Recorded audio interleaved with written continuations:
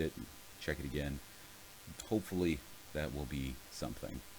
Okay, so let's begin. Acids, acid structure. So why exactly are things acidic? And it has to do with a couple of things that we've learned way back in the day. We have electron distance from like the valence shell distance from that nuclear core, the nucleus, and the nuclear charge. So way back in Unit 1, we talked about how things, the distance from the nucleus the electrons are, the further away they are, the less of a pull that nuclear core magnet has. And then, of course, the more protons that are in positively charged protons that are in the nucleus, the stronger that magnet is. So the further out those electrons can be and still be stable. So that has something to do with it. And then the other thing is about Lewis structure. How exactly are these atoms arranged and where are the bonds? So all of these things kind of come together to kind of explain why these things are acidic. So remember what being acidic actually means. It means that this proton is going to fall off. What's keeping this proton here? Well, it's the bond right here that's keeping this hydrogen atom connected.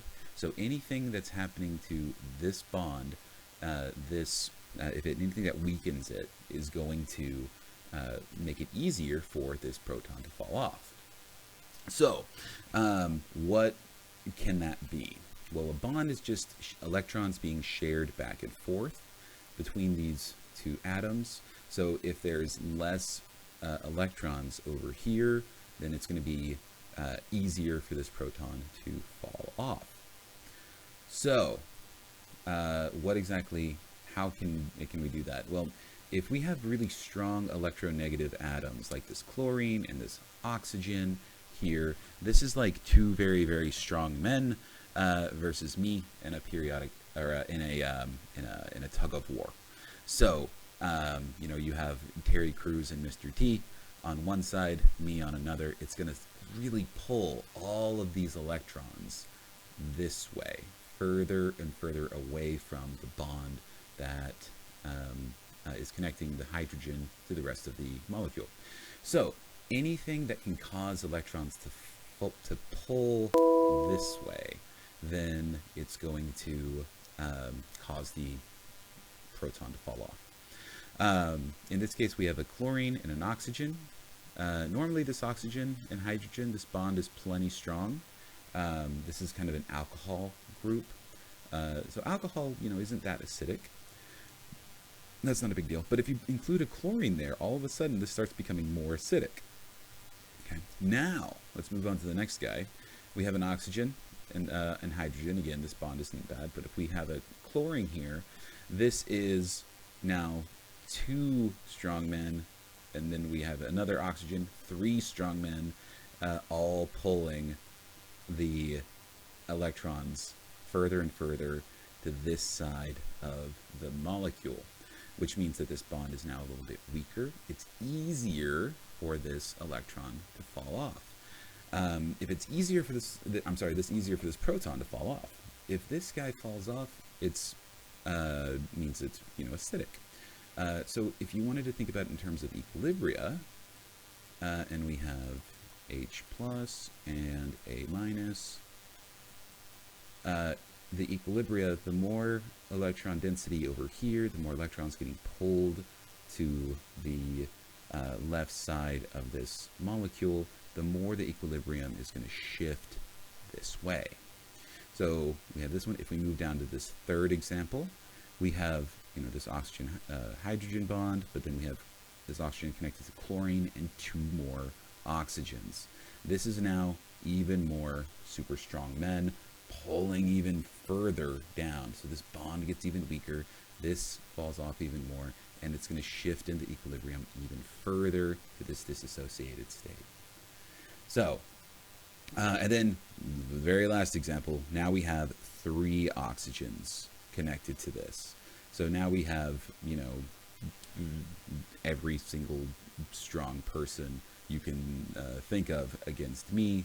This there's no chance in heck why this proton would stick around. The equilibrium is going to shift so far, it's going to be almost fully in this disassociated state. And so this particular acid down here,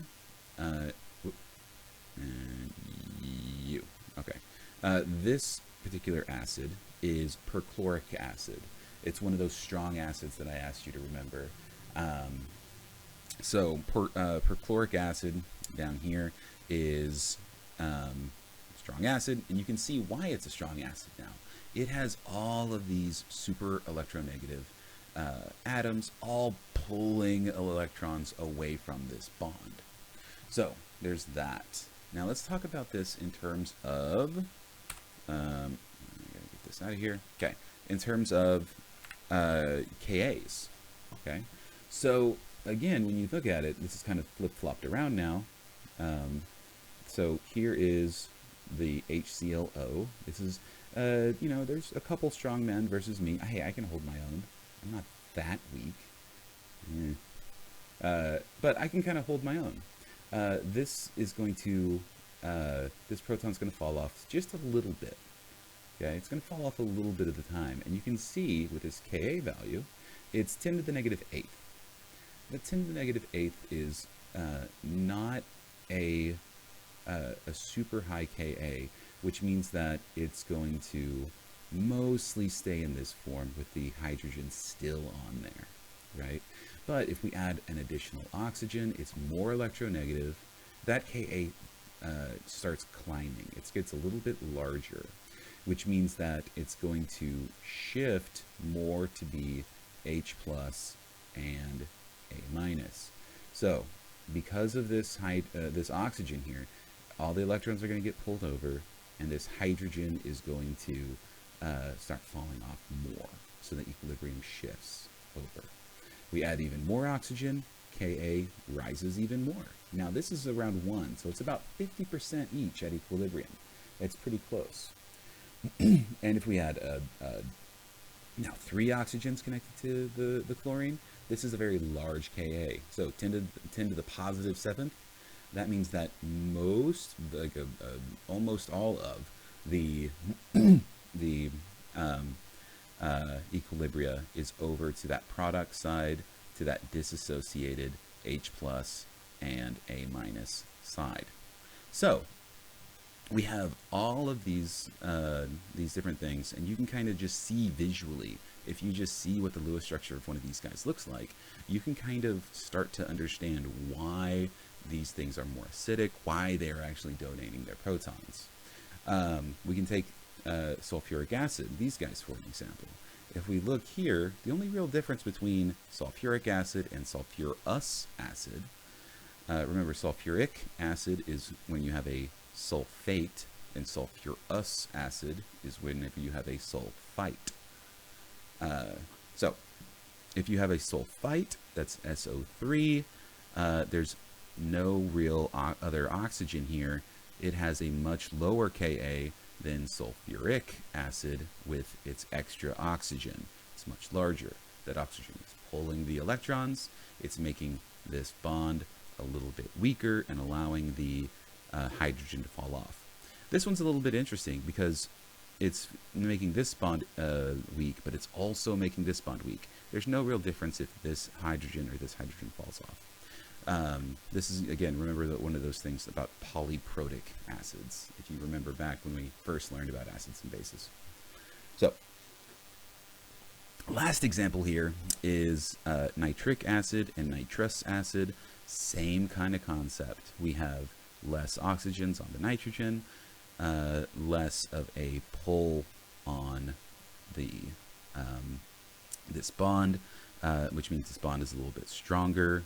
Hydrogen is sticking around, which means that we have a much lower Ka value. Over here, this is another way of kind of looking at it. This is an electron heat map. So the more blue these guys are. If you kind of look, this is where the hydrogen is. So this is where the hydrogen is. The more blue these guys are, the less electrons they have around them. So you can kind of see that this guy, there seems to be a little bit of blue here, and then a little bit more and more and more. So these guys are really, this type of figure is really nice to be looking at that. The other thing I wanted to mention is how you can think about things in pKa terms. So remember, P just means negative log.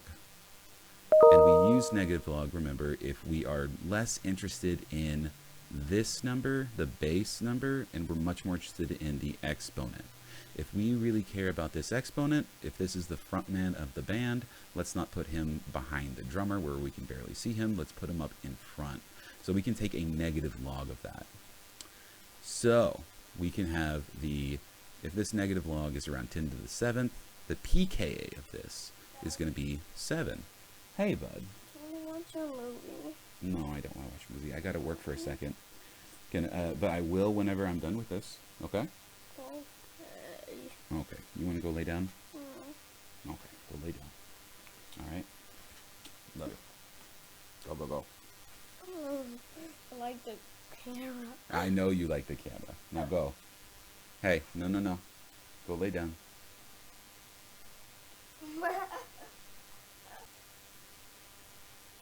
Okay, I am back. So, where was I? Okay, pKas. So, pKas, remember, are just a way of putting this exponent in front where we can see it a little bit better. So this guy, who is a very weak acid, this hydrogen's not going to pop out very much, has a very large pKa. Down here, you can see this is around 10 to the 7th. So the pKa of this, the negative log of this, is going to be around -7. So negative 7.3 to negative 8. So if you have a negative pKa, that means it's a strong acid. If you have a positive pKa, it means that it's a weak acid. All right. So let's see. So going through, looking at these guys, looking at these little bubble models of different molecules, which one of these guys is going to be a strong acid? So for that, if you look here, these two, A and B, are pretty similar. They both have chlorine in the center, with oxygens on the side, and a OH here. So which one of these guys has more oxygens? Well, this guy has 1, 2, 3 oxygens. This guy just has that oxygen-hydrogen side. So this guy is going to be our strong acid. Same kind of concept over here. We have sulfur in the center, and we have 2 OH sides. And this one just has 1 oxygen. This one has 2 oxygens. So this is going to be the strong acid. Okay. So hopefully you guys can go through and look at this, kind of look at either the Lewis structure or one of these models, some sort of representation of it, and you can go through and see what type of acid it actually is. Okay, so there's that. Let's talk about buffers real quick. So let me first kind of talk about a little bit about what your body does to kind of regulate its pH. So blood has a pH of 7.35 to 7.45. This is a very, very tight window, right? You can't, if you're too much lower in this, you go into something called acidosis. Acidosis, here are some of the symptoms,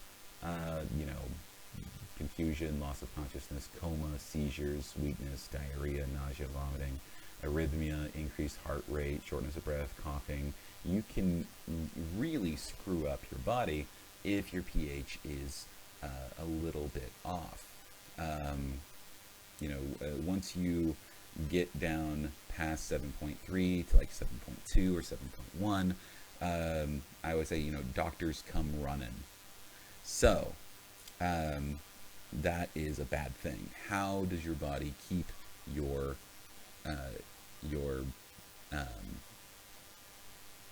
blood at such a specific pH?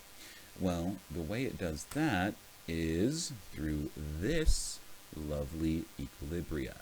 There's two separate equilibriums going on at one time. One's kind of this acid-base reaction, and this guy is a non-acid-base reaction. But both of these guys are in equilibrium. So let's kind of run through this real quick. We have some kind of hydrogen atom, hydronium ion here, plus this conjugate base. So this guy, this base, so these guys are going to combine, and it's going to make this acid. Or you could say this is a base and this is the conjugate acid, whichever way you want to look at things. So these guys are going to come together to make this carbonic acid. Okay, so this is an equilibrium that's going to be in place, but it can,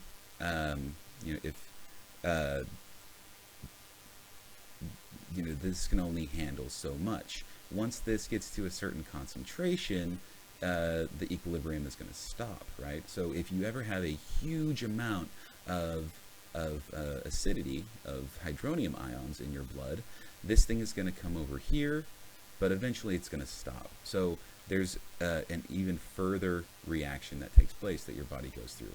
Once you have a whole bunch of this carbonic acid, there's another reaction that takes place where this breaks apart into H2O and CO2.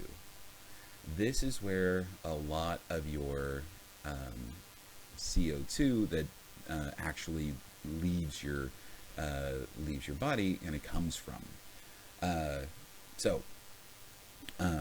Is that CO2 that's in your blood.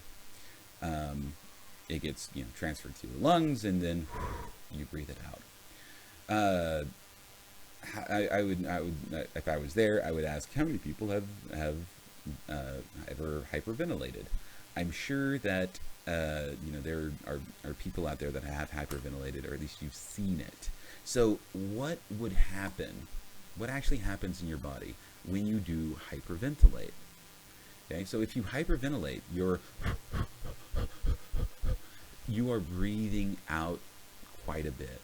Your CO2 levels in your blood start to go down. So if your CO2 levels in your blood start to go down, what happens to this equilibria? It starts to move this way. Yeah, right? And so that means these guys, I'll just say this, water is kind of everywhere and omnipresent, but this is going to start to go down. And if this starts to go down, it means this equilibria is going to move to the right, which means this is going to start to go down, which means that your blood pH is going to start to rise, and now you're in alkalosis, or your body is too basic, and oops, you're kind of in a bad way. This is one reason why I'm sure you've heard like paper bag, slow your breathing down. If you are hyperventilating, you can go through and do that and kind of chill out a bit. This will prevent your CO2 from going down, prevent this from happening, and your blood becomes less acidic, or less basic. Another way of doing that, if you breathe into a paper bag, any CO2 you exhale, you inhale again, so you're not losing near as much CO2. Okay, there's that. I'm going to pause this for just a second, and then be back shortly. Okay, I'm back. So let's go through and actually put some numbers to a buffer system. So have a buffered system, and I'll talk about what exactly, how exactly that system works. So here we have a buffered system, um, which is a weak acid and its conjugate base. And if these guys are kind of in that same concentration, it's going to do what your body does with in your blood, and that's going to keep the pH kind of stable. So let's go through and kind of look at this. We have a buffered system. It contains 0.5 molar acetic acid, 0.5 molar sodium acetate. So remember, sodium acetate is going to disassociate. And that means that instead of NaC2H3O2, instead of this sodium acetate, you're going to get some sodium ions and acetate ions. You're going to get both of these guys. Now, what is acetate ion? An acetate ion is just the conjugate base of this guy, of acetic acid. So if these guys are in about the same concentration, something weird is going to happen. So, no, not weird. So it's going to make a buffered solution. It's going to kind of help keep pH stable. Let's see how it does that. First, let's go through and calculate what is the pH going to be of this solution. What is the starting pH going to be? So if we go through, look at this, let's kind of make up a rice table.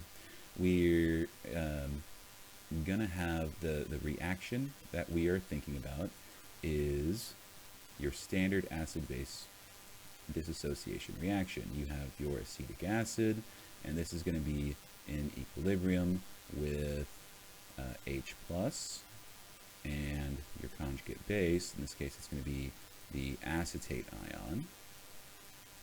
Okay, and we don't really care much about what the sodium ion is doing, so I'm just going to kind of ignore that and leave that out of this reaction.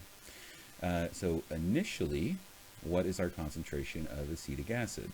Well, we have the concentration right here. It is 0.50. The initial concentration of your hydrogen ions is going to be 0. And the initial concentration of your acetate ion is going to be 0.50. 0.50. And this thing right now, we have something that is a 0. So which side is this going to move to? It's going to move towards the products, move towards to try to make some of this H+.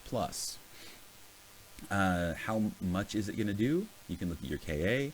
This is 10 to the negative fifth. So this is going to be very little, a little bit of this H+ that's going to move forward. Okay.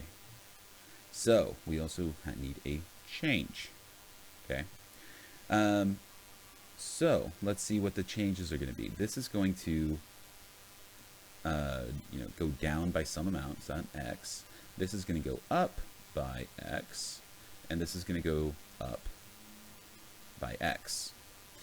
So we now know what the changes are going to be, and remember that's just going to be if it's on the side that's losing species. If it's on the tail end of this this arrow, it's going to be minus, and then it's going to be however what your coefficient is, x. So in this case it's 1x, 1x, 1x.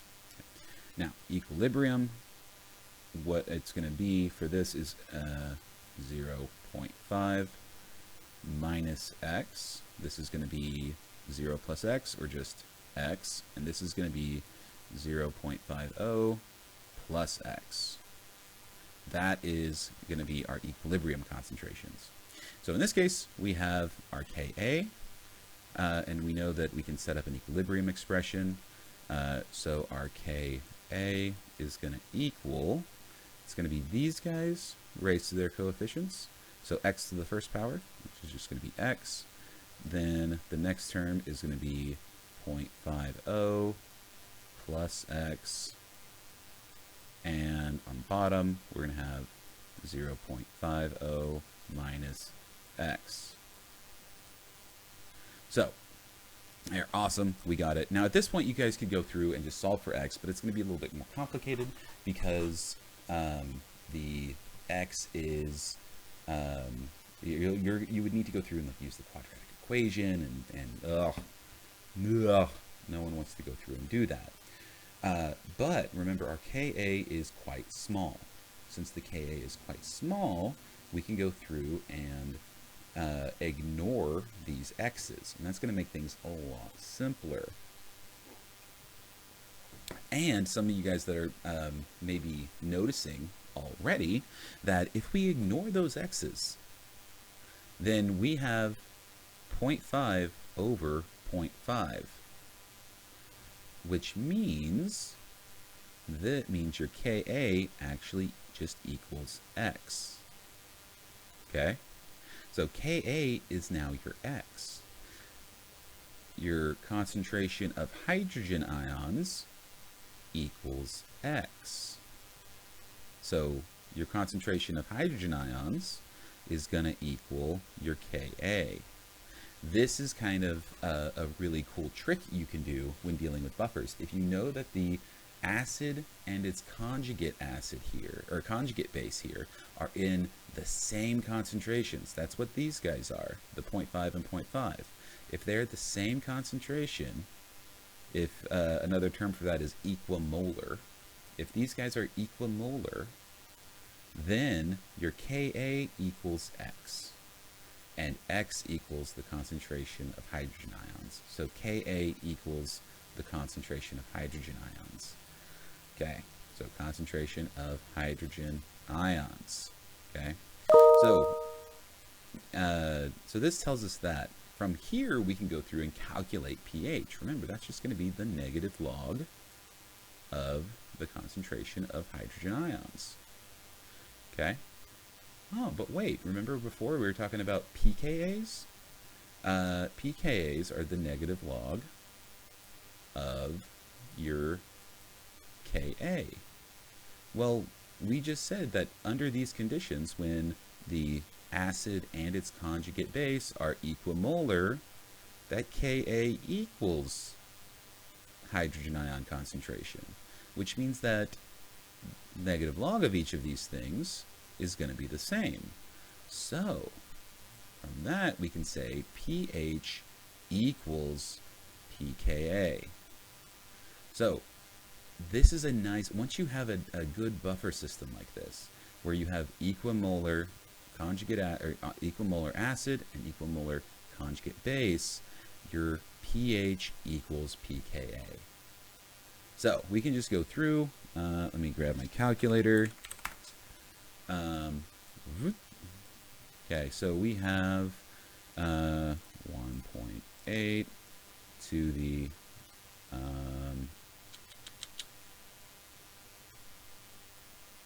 it's not exponent. Where's my 1.8 to the negative fifth, e to the negative fifth. Okay, we have that. And if we do the negative log, forgot. Maybe this is a log. This is why I don't like my this Windows calculator.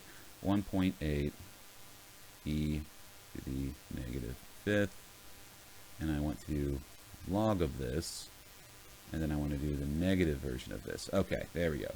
So it's going to be 4.7. Okay. So hooray, we have ourselves a good pH for this, is 4.7.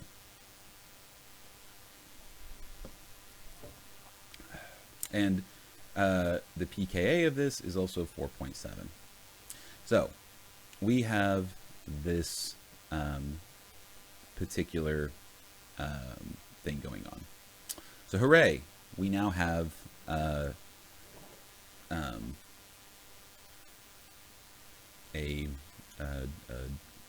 buffer system that we kind of know about.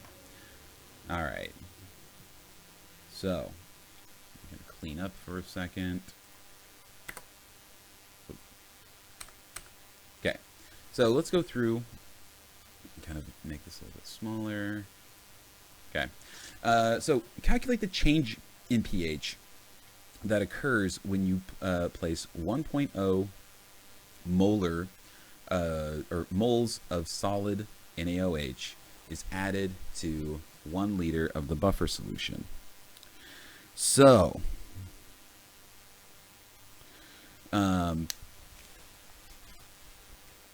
basically what we say here is, if we have 1.0 moles in 1 liter, the molarity of your NaOH is going to be 0.01, right?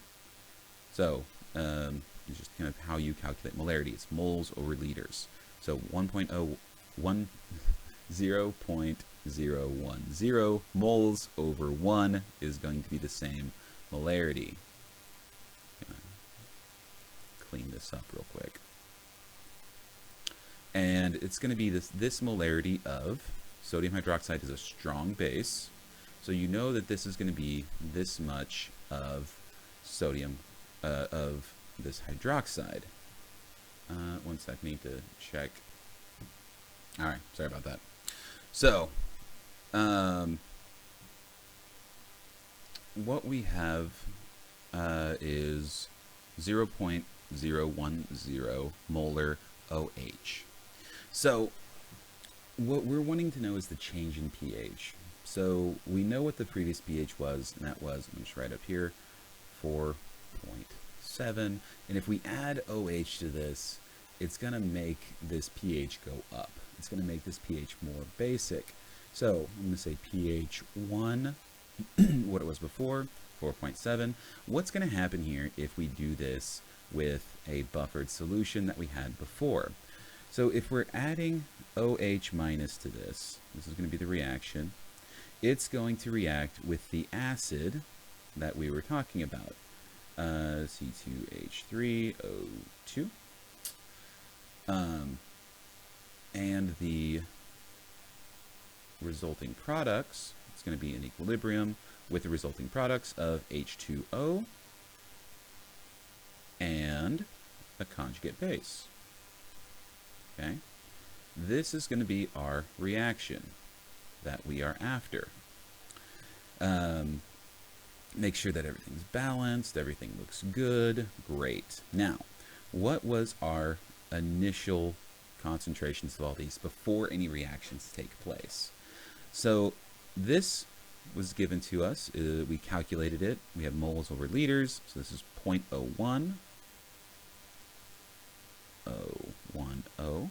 So there's our initial for the hydroxide ion. The acid form, this acetic acid we knew before was 0.5 molar. Water is a liquid, so that's null. This was 0.5. Okay, so this is going to be our equilibrium that we now have once we add the solid NaOH, solid sodium hydroxide. What is the change going to be? Which way is this guy going to move?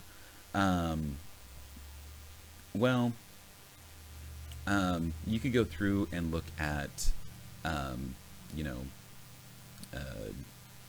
KAs and all of that kind of stuff. But you're gonna, you can just kind of assume that you know which way this reaction is going to go. It's going to move this way to kind of take care of the stuff that we added. Okay, so one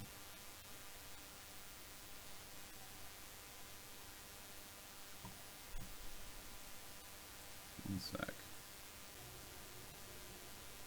Okay, so let's kind of go through this one more time. Sorry about that. It's been a crazy morning. So, where were we? So, calculate the pH that occurs when 0.01 moles of solid NaOH is added to 1 liter of this buffered solution. Okay, so instead of jumping straight into the rice table, we need to first take care of what this OH is doing to the concentration of our acids and the conjugate base. So OH is a very strong base. OH is going to consume our H plus, right? So, or anything that has H on it. It's going to steal away the hydrogen from the acetic acid, from the acid form of it. So, first off, we need to go through and, since this is a very strong base, we don't even really need to worry about equilibriums. It's just going to, we can think of it as just a normal stoichiometry problem. So, our previous pH was 4.7. Let's kind of keep that up here. What we need to figure out is, just like any other stoichiometry problem, is get things to moles. For our acetic acid, it is C2H3O2. We know that that was 0.5 molar. Okay, so that's going to be, again, moles per liter. So 0.5 moles per liter. Well, how many liters are we actually using? Up here we see it's 1. So that's going to be 1 liter. That's going to go away. Pretty easy enough. 0.5 moles of acetic acid is in there.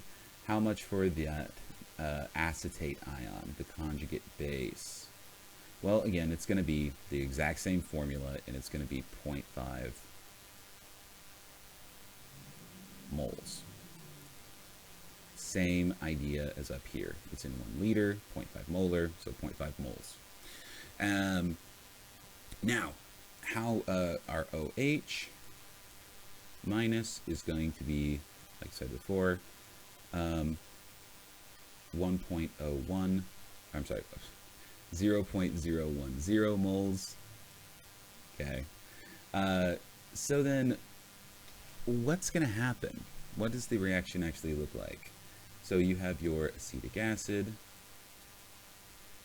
H3O2 plus OH minus, and this is going to go to H2O plus your conjugate base, C2H3O2.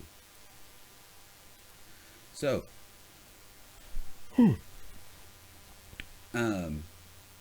this is a strong base, so it's going to just go move this to completion. It's going to just move everything over here.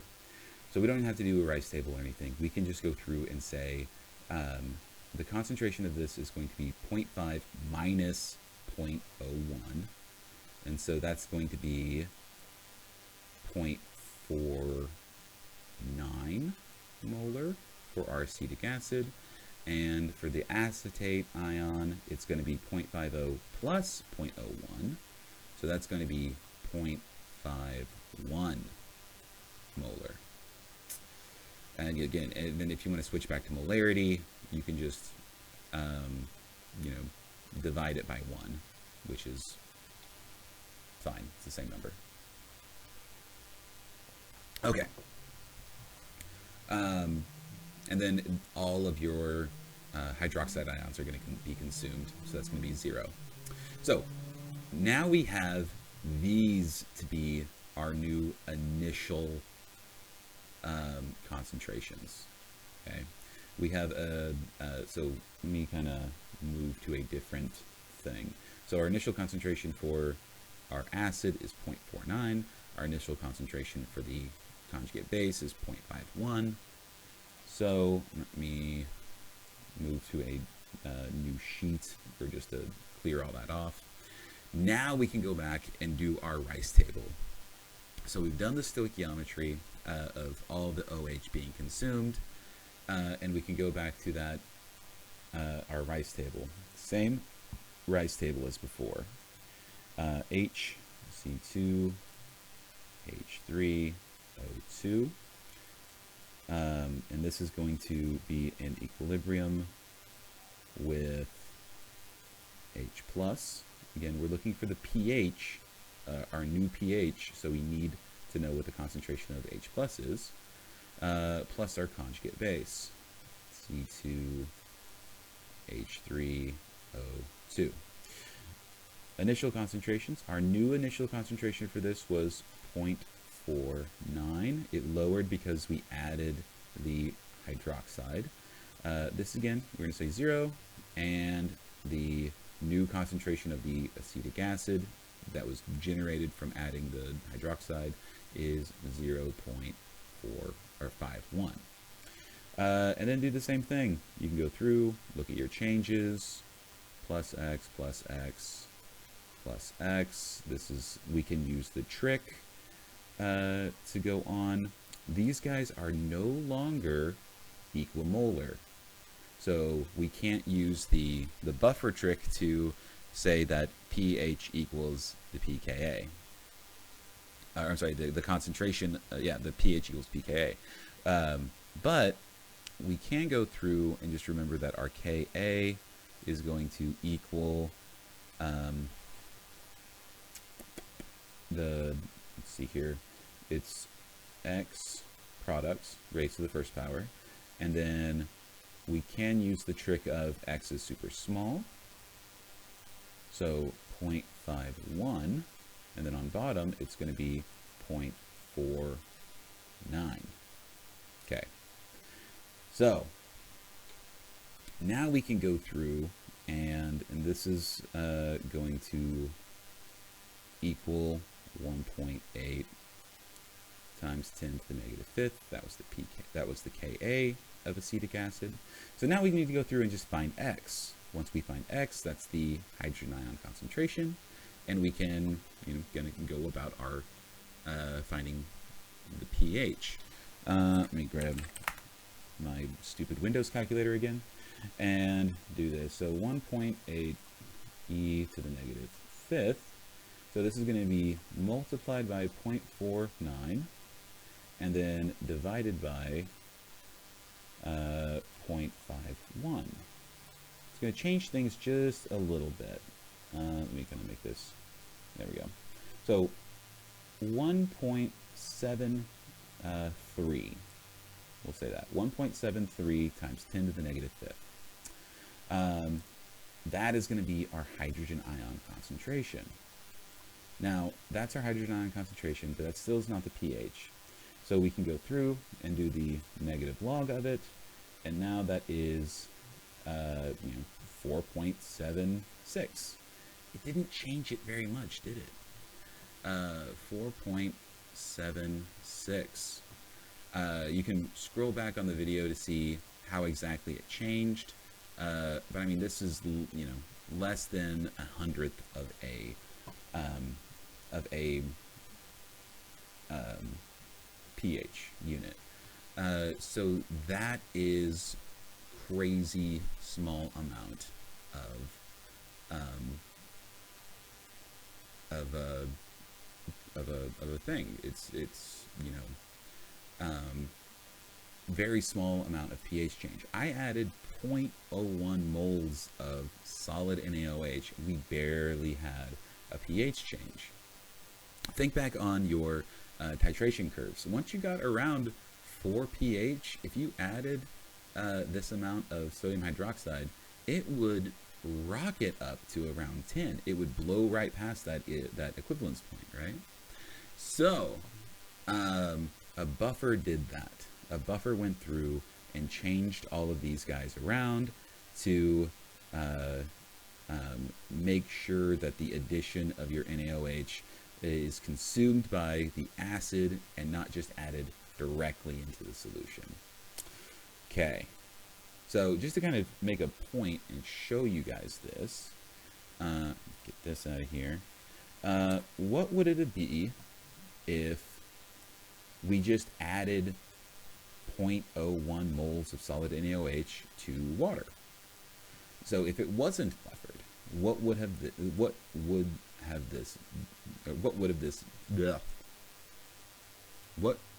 this do to the water, to the pH? So we can go through, and again, this is just now pure water that we're adding sodium hydroxide to. If that's the case, we now have a OH concentration of 0.01. And so 0.01, that means the pOH, the negative log of this, is going to be 2. And that would make the pH of it to be around, 12. So 4.7, comparing it to a pH of 12. That's a big difference. So that's how buffer systems work. Buffer systems basically work by consuming the strong base, the OHs, before and being in equilibrium with its in conjugate base. That way that OH doesn't actually change your pH very much. Okay, so that's enough for today. Do go through, how long have I been going for? Okay, so it's about 50 minutes. That's not too bad. So go through, please watch this video, and work on some assignments. If you're missing something, do that. No real lab today.